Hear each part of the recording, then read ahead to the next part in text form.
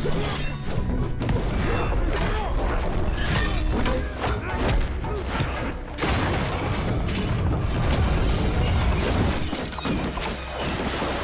個就係唔歸順我大燕國嘅下場。Film ini dibuka dengan kisah mengharukan seorang bayi yang ditinggalkan di jalanan. Dibiarkan merana, tapi nasib berkata lain. Sepasang suami istri miskin menemukan dan mengadopsi bayi tersebut dan menamainya Xiao Feng. Mereka merawatnya dengan cinta meski hidup serba kekurangan. Sejak kecil, Xiao Feng menunjukkan bakat yang luar biasa. Dia belajar di bawah bimbingan guru Shaolin legendaris dan menguasai teknik bela diri yang tak tertandingi, bahkan di usia muda. Dia juga mampu mengalahkan perampok berpengalaman dengan jurus-jurusnya yang memukau. Beranjak dewasa, Xiao Feng tumbuh jadi pendekar pemberani dari perguruan pengemis dan disegani banyak orang. Suatu hari, sekelompok perampok kelaparan menyerbu desanya dan mencari makanan dan perbekalan. Tapi Xiao Feng curiga. Dia melihat mereka menyandera seorang pangeran. Tanpa ragu, dia menyusun rencana yang cerdas dengan menyelamatkan pangeran dan mengalahkan perampok.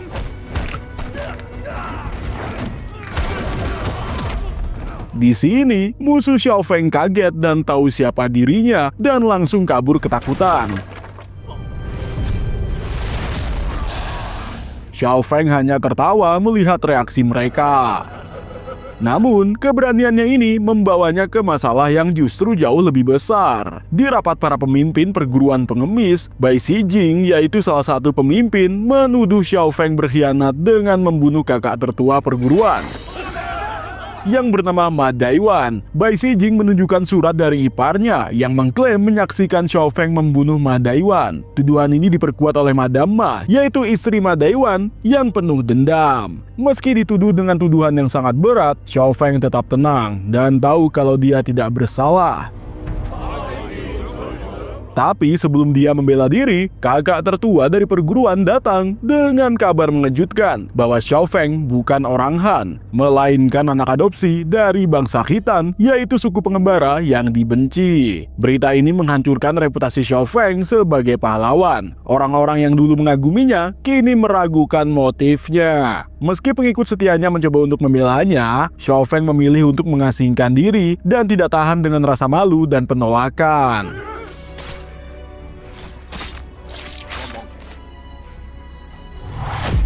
Berikutnya, dari kejauhan, Mu Rongfu, yaitu raja tetangga yang ambisius, mengamati pengasingan Xiao Feng. Dia mengirim pencuri ulung bernama Hazu untuk mencuri kitab suci dari perguruan Shaolin dan berharap menguasai kelemahan Xiao Feng. Sementara itu, Xiao Feng kembali ke kampung halamannya dan ingin menanyakan ke orang tua angkatnya soal asal-usulnya. Tapi dia menemukan keduanya sekarat, tak sempat mengungkap kebenaran sebelum meninggal. Dua biksu pun tiba dan menuduh Xiao Feng membunuh orang tua angkatnya dan menyebarkan berita bahwa dia keturunan Khitan. Hal ini menambah beban di pundaknya. Xiao Feng melanjutkan perjalanan ke kuil Shaolin dan mencari gurunya yang ternyata juga sekarat. Murid-murid dari gurunya pun bertanya siapa yang telah melukainya. Tapi sang guru diam dan yakin pelaku akan bertaubat. Malam itu, Xiao Feng menyelinap ke kamar gurunya dan bertanya soal asal-usulnya. Tapi guru sudah wasted.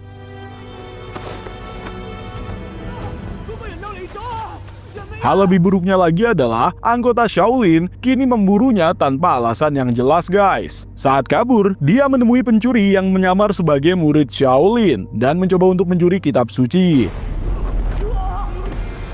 Awalnya, Xiao Feng curiga bahwa pencuri ini bagian dari orang yang telah menuduhnya. Tapi saat tahu pencuri wanita itu bernama Azu, dia menyelamatkannya dari bahaya.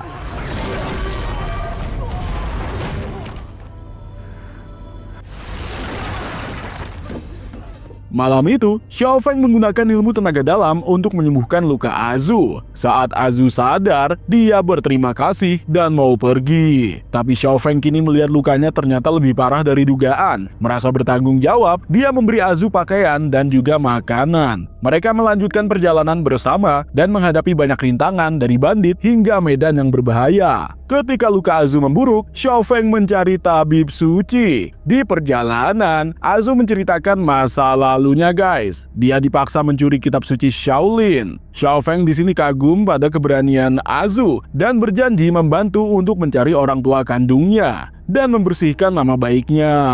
Di malam hari di bawah bintang-bintang, Xiao Feng dan Azu berbicara soal mimpi mereka. Xiao Feng di sini mengakui rasa bersalahnya atas kematian Ma Daiwan, meski dia tak bersalah. Di sini Azu menghiburnya dan bilang dia bukan orang jahat dan dia percaya pada kebenaran. Ternyata ikatan mereka berdua semakin kuat guys. Di saat yang sama, Azu membutuhkan perawatan lebih lanjut karena lukanya. Xiao Feng pun membawanya ke markas tabib suci, tempat para anggota perguruan pengemis berkumpul. Di sana, Bai Xijing dan Madame Ma menyambut Xiao Feng dengan rasa permusuhan. Karena masih dendam soal kematian Ma Daiwan, Xiao Feng meminta tabib suci menyembuhkan Azu, tapi tabib memberi syarat yang cukup sulit. Xiao Feng harus mengorbankan nyawanya. Tanpa ragu, Xiao Feng setuju demi menyelamatkan Azu dan menunjukkan betapa dia peduli dengannya. Sebelum melaksanakan janji, Xiao Feng meminta orang-orang terdekatnya untuk ikut ritual minum arak bersamanya. Madame Ma minum duluan dan menghormati pengorbanan Xiao Feng untuk Azu, wanita yang justru baru saja dia kenal guys. Bucin banget gak tuh? Bai Xijing dan anggota perguruan lain justru juga ikut.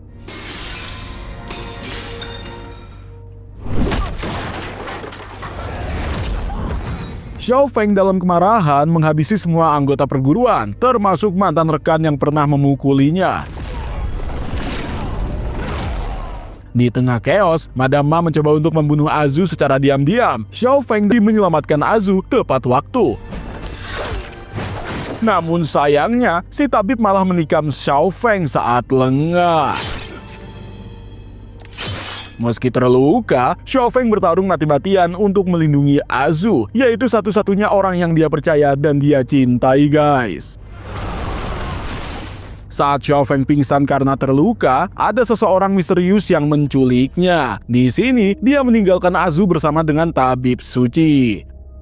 Di sisi lain, Mu Rongfu, otak dibalik kehancuran Xiao Feng, sangat kegirangan karena rencananya sukses. Dia memanipulasi Xiao Feng untuk melawan perguruannya sendiri dan merencanakan perang untuk merebut wilayah perguruan pengemis. Azu kini sembuh berkat tabib. Dia sadar dia berhutang nyawa, tapi dia khawatir kepada Xiao Feng yang hilang di sini. Dia juga berencana untuk kabur. Dengan cerdas, Azu menyamar dan mengelabui penjaga, dan dia pun kabur dari markas si tabib suci. Tapi tabib tahu rencana si Azu dan dia mencoba untuk menghentikan Azu. Azu yang sudah memprediksi ini langsung mewastetkan si tabib dan membakar kuilnya untuk menutupi jejak. Di pagi hari, Xiao Feng yang pulih di bawah perawatan pria misterius kaget mendengar pria itu bilang kalau orang tua kandungnya adalah orang baik. Xiao Feng mendesak untuk bisa bercerita lebih banyak, tapi pria itu tidak mengungkap identitasnya. Sementara itu, Azu bebas dari tabib dan mencari Xiao Feng. Xiao Feng memeriksa puing kuil tabib dan menemui Mu Rongfu yang mendesaknya untuk bergabung untuk merebut kekuasaan. Xiao Feng menolak. Dia tahu Mu Rongfu bukan orang baik. Dia melanjutkan perjalanan. Tapi sayangnya, dia dihadang oleh prajurit yang menculik warga miskin untuk dijadikan budak. Tak tahan melihat ketidakadilan, Xiao Feng melawan mereka dan membebaskan warga.